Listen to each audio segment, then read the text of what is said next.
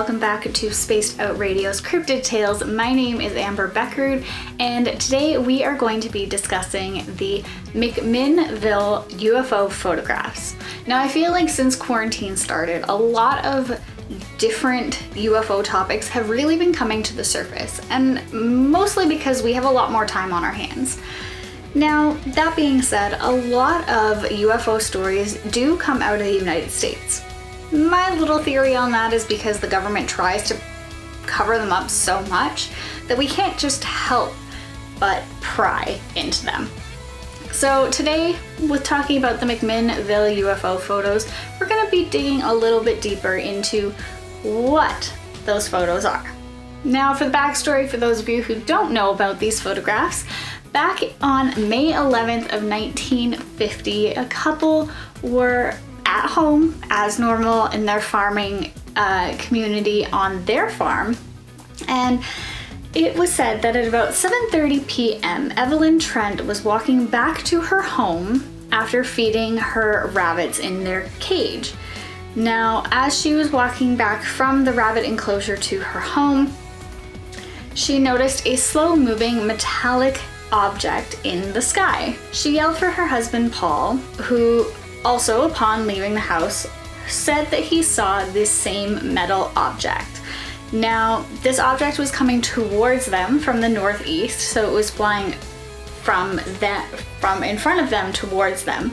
After watching the object for a short time, he proceeded to go inside and grab his camera. He said he managed to take 2 photos of the aircraft, spaceship, whatever you want to call it, before it sped away. It is also said that Paul's father, who was also on the farm, saw the object as well before it disappeared. This was an interview given by Paul back to a newspaper after it first all happened. Things have kind of changed since then. However, back in June of 1950, so about a month later, they actually gave an entirely different account of the story, saying that they were actually both outside at the time of the incident happening. They both saw the object at the same time instead of her yelling for him. And then he thought that the camera was in the car. She told him it was in the house. Sure enough, it was loaded up with film, and they took the photos. So that's where that whole thing kind of starts. Now, these photos have been investigated. They have been gone over with a fine-tooth comb. I don't know what else to say. They have really been looked into because there is the speculation that it's actually doctored photos. So here's where things kind of get a little more in depth with this entire situation. According to the family, not all of the photos were used on the roll of film, so the photos were not immediately developed. It took a while before they were actually brought out and, saw the light of day, I guess, so to speak. Initially, in a 1997 interview, Paul Trent thought that maybe the aircraft in the photos had actually been a military aircraft that was on a secret mission, not jumping to the conclusion that it was a UFO right away. But as time went on, of course, not being able to prove that it was a military aircraft, things started to get a little suspicious. Shortly after, a news reporter actually convinced Trent to allow him to publish the photos in the newspaper, and they were finally published on June 8th of 1950, saying the words, "At long last, authentic photograph of flying saucer." So that's kind of where the UFO started kind of rolling into, well, maybe it was something extraterrestrial. Of course, people didn't like that, and things started getting dissected more and more and more. So in 1967, the photos were found in the files of the UPI, which is the United Press International, the news service which had merged with the INIS earlier in the year. So the negatives were actually then loaned to an astronomer at the time, who decided to try and inspect them and figure out what was going on with them, and see if they were actually faked.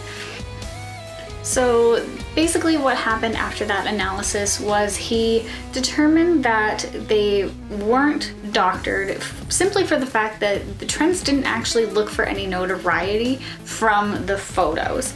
They didn't actually ask for any attention. They didn't want any attention. They figured that taking these photos was actually going to get them in trouble because it was a military aircraft, and just a lot of extenuating factors around those things that, you know, maybe they weren't faking it. Maybe it was just a coincidence that they managed to get some of the best footage of flying saucers out there. Of course, not everybody liked this answer, and so they decided to dig a little deeper. So the one thing that astronomer did note was that it did appear the flying saucer was seen underneath a set of wires. So potentially it had been hung from the power lines by another wire, in order to get and achieve the photos that they got. My question about that entire situation is, who would want to climb up a ladder onto power lines, attach another wire, and then leave that there to take photos just to take them down again? That seems like a lot of work to me back in the 50s to achieve a photo like this. So I'm not really sure if I agree on that one. But then we skip forward to 1975 when another analysis was done on the photos. So once the photos were analyzed again in 1975, it was actually concluded then that the photos were 100% real, and that they were not doctored in any way, and they were definitely of a physical aircraft in the sky at that time, and they were undoubtedly not a military aircraft. So 2 people so far have actually stated that these were not doctored photos in any way possible. Could be, but not 100%.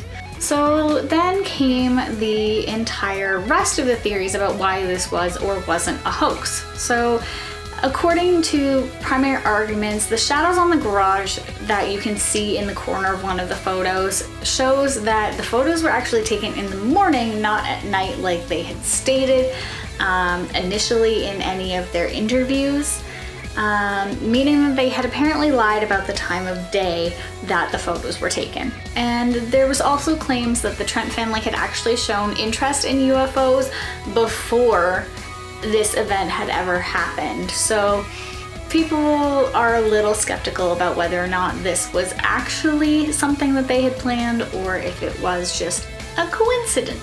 The other things that have been kind of speculated throughout the years has been that the Trent stories evolved and changed over time, all still having kind of the same basis, but certain details would change as the years went by. Now, there could be an easy explanation for this, and to just say that, you know what, we don't always remember things exactly how they happened later on down the road. Sometimes we forget details, sometimes we think something else happened. So it could just be a simple fact that as we get older, our memories suck. So the chances of them remembering everything like play by play every single time they're asked about it as years went on, not necessarily. I mean, I definitely couldn't tell you what I did last week. So it's one of those things that your memory does get a little more iffy as you get older. And that's just how it goes, unfortunately. Then of course it also came down to the whole argument of a suspension thread used, and that it was just a prop that they had created, etc., etc. So really, in conclusion, you can tell that these photos have actually been the source of a lot of controversy for a very, very, very long time, even today. there's still a lot of controversy surrounding these photos. So that being said, my question for all of you out there is, do you think the photos were faked? If so, how?